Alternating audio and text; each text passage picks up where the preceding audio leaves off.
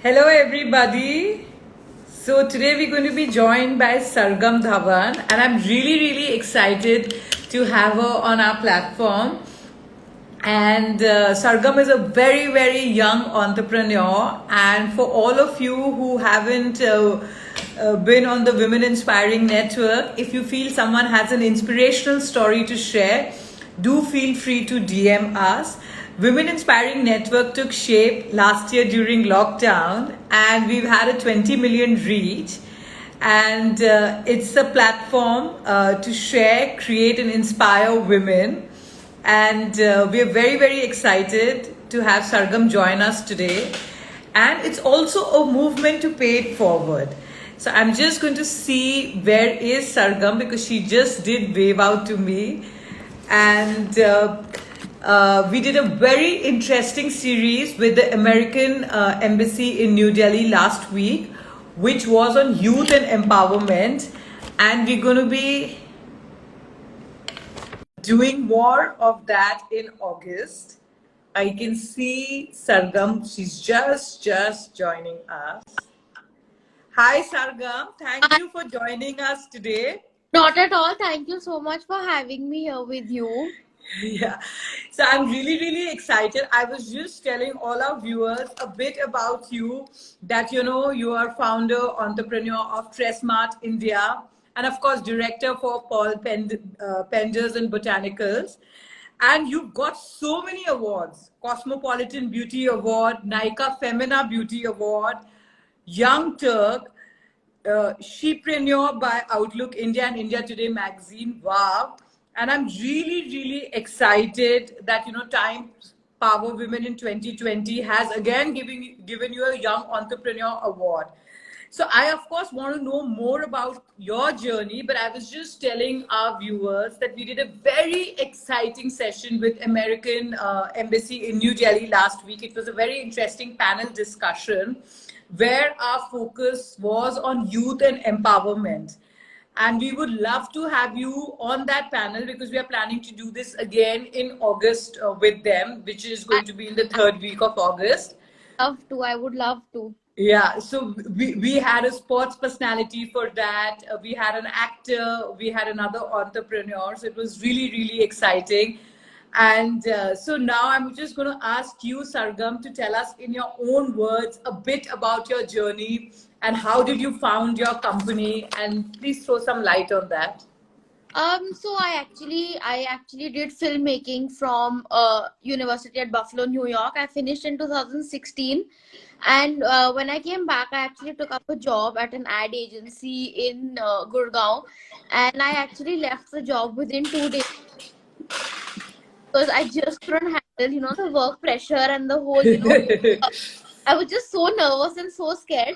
And then I came back home, and my dad was like, you need to do something because uh, everyone in my house works, and work is it's a very strong part of who they are. So they were like, you have got to do something. And incidentally, at that time, Daphne wanted to enter India, and they were talking to my dad, and my dad passed it on to me. And that's how I founded Tressmart with Daphne, and that's what Tressmart started, with just one product. We were just a distribution house of Daphne. The first shipment, in fact, we got was of about 50 brushes, because I didn't know what I was do. I was only 21. So that's how Tressmart started, and then we slowly started growing from there. And then Paul Penders came in, because I always wanted to, get into beauty, because I've always loved, cosmetics, anything to do with beauty.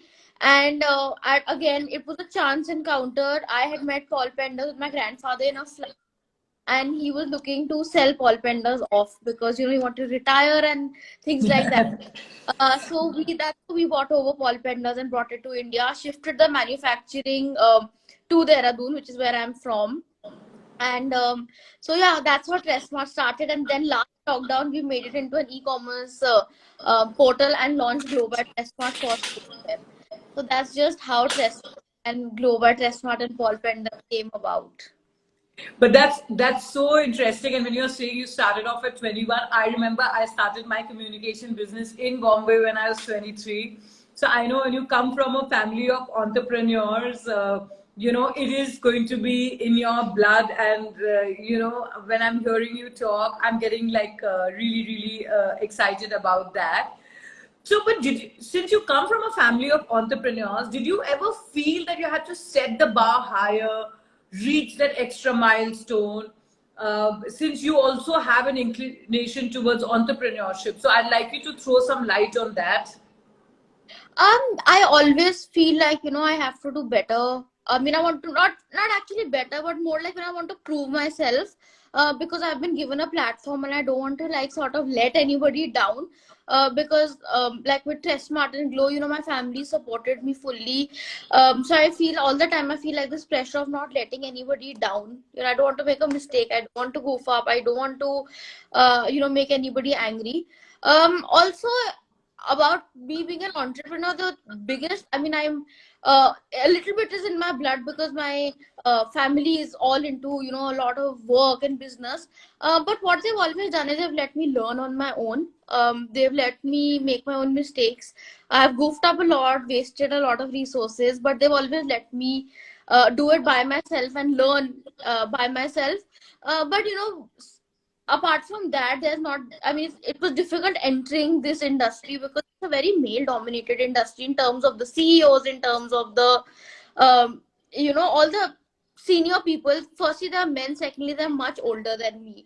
So it's been increasingly difficult, to get my point across, to get them to take me seriously, to get them to listen to me and not think that a child is talking or a girl is talking. So yeah, it's been difficult, but it's been fun. It's been a learning experience. But of course, I've had my really bad days as well. And I've read somewhere that you believe that business is a combination of hard work and creative instincts. So tell me more about your idea of a successful business. So, I mean, this is something that I always abide by. That firstly, without hard work, you're going to get nowhere. You can be given the biggest platform, the best things, but if you're not going to work hard, you're going to get nowhere. And what I mean by creative instincts is, how you can think out of the box, how you can set yourself apart from others doing the same exact thing. And just, I think the main thing bigger than hard work and that creative instinct is also following your own instinct. What you feel is going to work, what you feel is not going to work. What sort of a team do you need, what sort of products are going to work. So I think it's a very very strong combination of these three things. And tell me the learnings and the challenges which you have faced as an entrepreneur, more on the learnings in your journey as an entrepreneur. Tell us about that, because we have a lot of young viewers from across India, who are looking at you for inspiration. So please throw some light on that. um my biggest learning in this entire journey has been to always believe in yourself, to always know that what you're be confident basically in what you're saying, what you're doing, to believe that what you're going to be doing is the right thing, and to be firm. And the second thing that I've learned is that sometimes you have to think from your brain, not from your heart, and sometimes from your heart and not. So I think what I've learned over time is make that judgment where I need emotions, where I don't need those emotions, because sometimes it needs to be a more practical decision, sometimes it needs to be a more emotional decision. So these two have been my top two learnings. And then of course all the hard work and being consistent, and of course being true to yourself and being true to people. My dad always used to tell me that if you're not going to be true to people, you'll never do well. You'll never, if you're going to be cheating people, you're going to be cheating customers, you're never going to build anything. So that is one very very important thing that I abide by, is where customer is king, and I'm not going to cheat them, I'm not going to give them I'm not going to promise something and not deliver that. And yeah, just, and then of course to believe yourself and your products. And how does it feel to have achieved so much at such an early stage in your life? That actually I feel like I have a long way to go. So sometimes I don't know how to handle it, when someone comes and congratulates me or comes. So sometimes I get very very nervous and very I get very intimidated. I just feel like I have a long way to go, and whatever little bit I have achieved is of course because my family supported me, and of course I have a very very good team. where uh, we all work so well together that tomorrow, even if I know if I have to leave for a month, my work will run absolutely smoothly, absolutely well. So I think it's actually more than me, it's my team. And whatever I get, I'm the face of it, but they're really the people behind who are doing everything else. That's so amazing that you're acknowledging the team, and I can see some of the team mantra and all are there. So it's really great that and of course I understand that it's actually you're as good as your team. And The mantra is that the more the stronger team you have, it shows you in a better light. Like, wow, if the team is that great, how good you would be to absolutely, head it. you know it So, better than any of us. So no, so that I also team is just truly, how good you are. yeah. And so tell me something. What is next for you? You have some of the greatest brands like Paul Penders, Daphne. What do you see yourself? What is next for you in the beauty space? So we are talking to I mean, in terms of bringing in brands, we're talking to a new brand. We are hopefully going to, be signing the contract within this week, and it's a really, really innovative, a product, very innovative brand. It's a brand that I'm sure when it's launched, it's going to it a lot of people are going to feel for it, understand what it does. Otherwise, in terms of, last year we wanted to open physical stores of our e-commerce platform, but the pandemic hit, everything just went back. So I'm hoping when things improve, we're able to open physical stores. And I'm hoping that every 6 months we're able to bring a new innovative brand into India, is what I'm planning for the next 5 years for the company.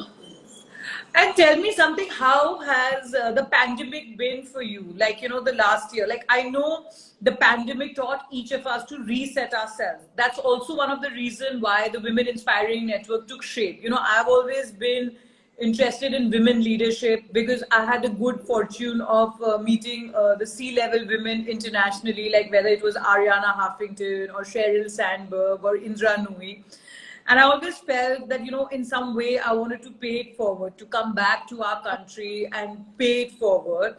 And, it has been a great journey for the Women Inspiring Network with having 20 million reach, because it's not just what you see on Instagram, but we do a lot on Facebook, Yes. with our collaborations with Inox, Business World, American Embassy, like lots of other platforms where we are, when we do these panel discussions, it has a wider reach.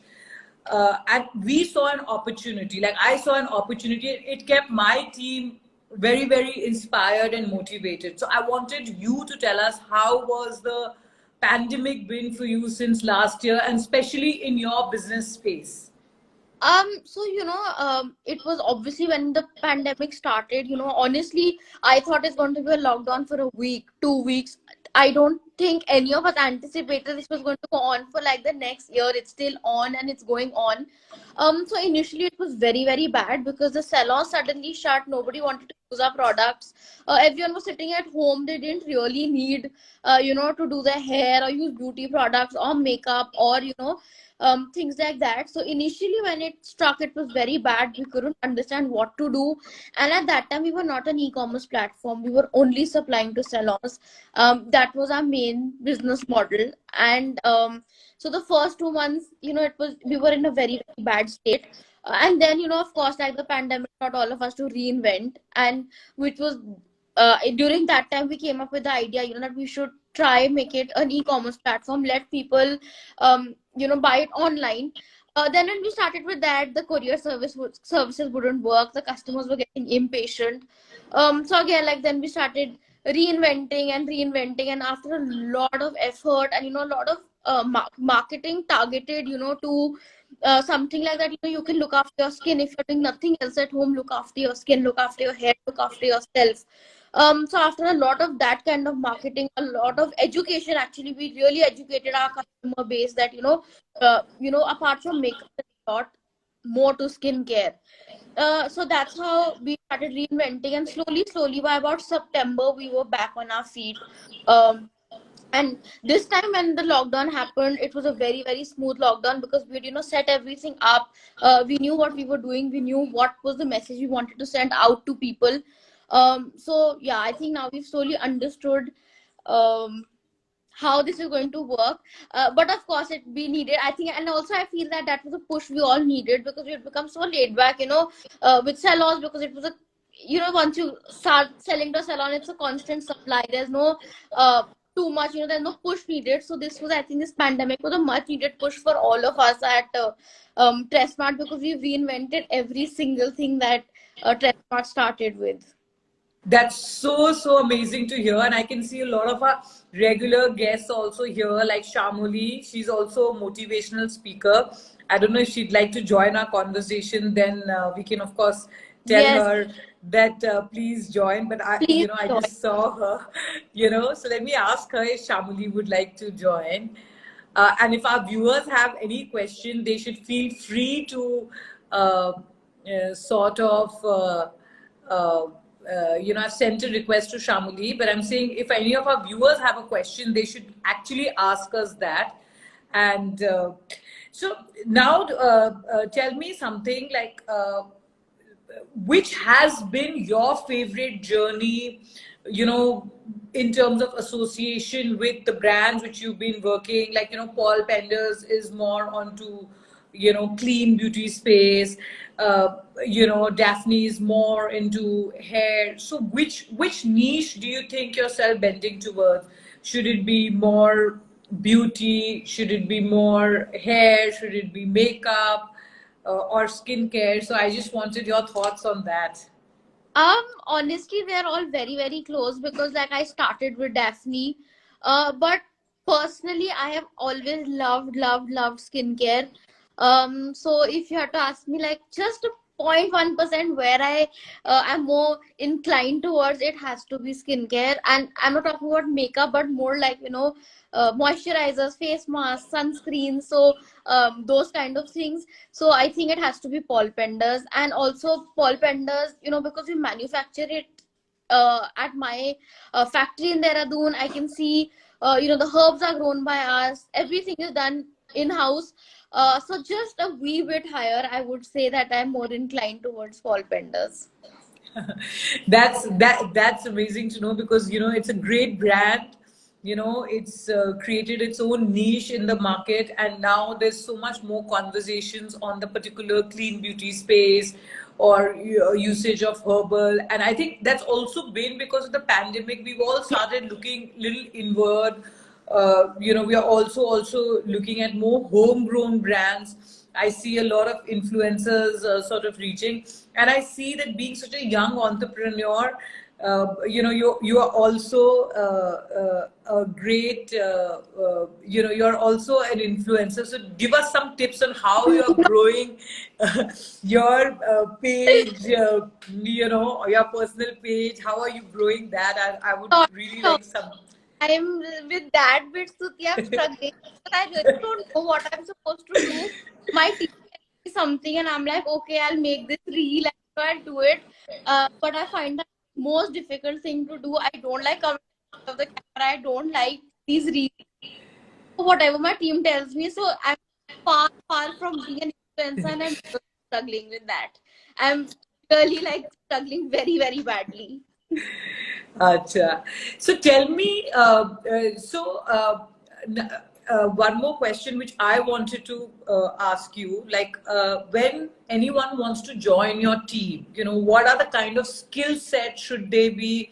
What are the kind of skill sets you are looking to hire? Because it's also a platform, a Women Inspiring Network, where people want to network. All our viewers want to know that if they want to join a great beauty brand like yours, what are the kind of skill sets would you be looking at when you want to hire maybe someone in your marketing team, someone in your product team? So if you could throw some light, so then the viewers are also they enable themselves to work accordingly in the interview in a beauty space. So firstly, when I look at somebody, I look for some, we're a small setup, so I like somebody who's ready to help out. I don't like people, who are like, we'll only do what is required and we leave. Secondly, somebody who will always take this brand as theirs. It's almost like if they grow, I mean, if we grow, they grow. It's just a parallel road. Thirdly, in terms of specific skill sets, I really don't look for somebody who's just come from beauty. I like people who have a lot of ideas. I like people who come from a social media background, because those are the people that really think innovatively. I like people who come from content writing, PR, because they write very well. They have a good command over the languages they speak, and that is also uh, very important, because I feel we are reaching out to so many brands. I need somebody who has a very strong command over their language. And apart from that, I think that is those are the 3 or 4 main skill sets I'm looking at. So good command over their language, a team player, and somebody who will give it their all. Apart from that, of course, we like to, in fact, in our office, the oldest person is actually 32 years. So I love younger people, younger talent, more energy.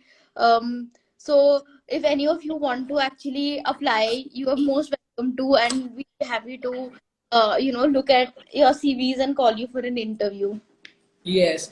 No, that's very interesting you said. So this reminded me. So when I had started my communication business in Bombay and I was all of 23.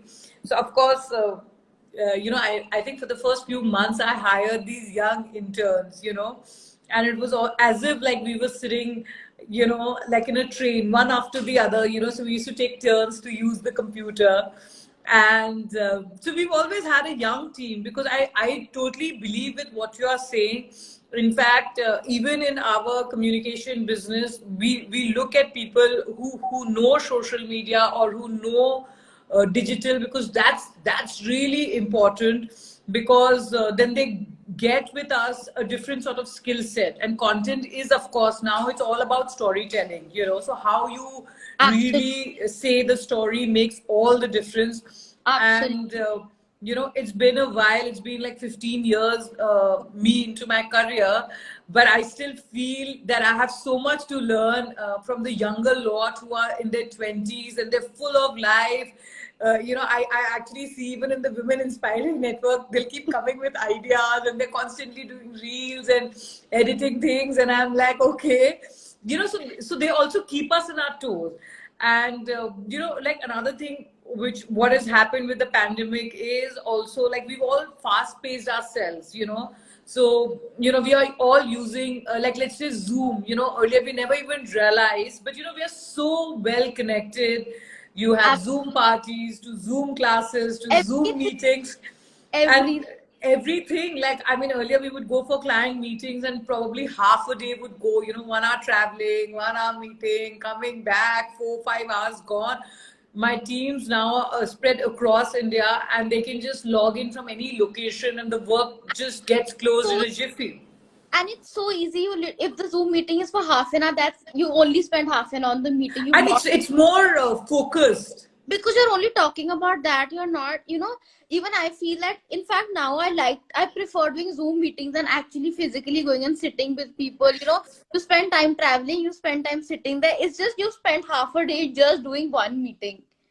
So I have a 4-year-old, and Oh, her big school started last year, but she's just been doing Zoom, and now even she knows how to mute and unmute and switch on the camera and switch off. So I'm like, but she 4-year-olds have become so good. What's going to happen when they so become teenagers? that's just going to say, by the time she's a teenager, she wouldn't even she'll be like a pro. If at 4 she can use Zoom, mute, unmute. I mean, there are so many times where people No, yeah. not mute. Like, you have to tell them, they're going on talking to somebody else, and like Else. someone needs to tell them that you're No, audible. no, and sometimes I see, so in their classroom, I've noticed that they may have older teachers, who may be, having a lot of white hair, but they've all equipped themselves. So, technology and the pandemic has taught all of us to be All of us. looking at things very, very differently. Very different. And we've sort of come to the end of our session, Sargam. But I want you to leave one missing winning message for all our viewers, something which can inspire them, someone, it can inspire them to take the plunge on entrepreneurship or anything. So I want you to leave all of us with a winning message so that it inspires the youth of our country. I would just say, please believe in yourself, and you are much better and much stronger and much more intelligent than you think you are. So just always remember to believe in yourself, and that's it. And we've got actually two questions I forgot to ask earlier. So Mahua has asked, where do you put your advertisement for enrollment? I think maybe she wants to apply to your company. And someone had asked that, she'd only asked that, are you based in Dehradun? So Mahua, you can DM me, and I will send you the email ID of where you need to apply. I am married in Delhi, but I'm from Dehradun. My entire setup is in Dehradun. My factory is in Dehradun. So if you are in Dehradun, you can also apply there. Otherwise, if you're in Delhi, we also have an office in Delhi. So on that note, Sargam, thank you so much for joining us today. It's really been a pleasure to have you on our platform. And, we totally look forward to having you with us again on our panel discussions. And for those of you who've joined late, Women Inspiring Network is an inspirational storytelling platform, and it's a movement to pay it forward. So if you think someone has an inspirational story to share, do feel free to DM us. And look forward to having you. Sargam, we're going to be doing some sessions with American Embassy later this month. We also have something in the pipeline with Clubhouse, which we're going to be doing on the fashion space. Amazing. Yes. So, if you're keen to join, I'll of course connect with you. But thank you once again for inspiring. You're so young, and I'm so glad to see you again virtually. So it's been truly our pleasure. Thank you. Bye-bye. Bye-bye. Thank you.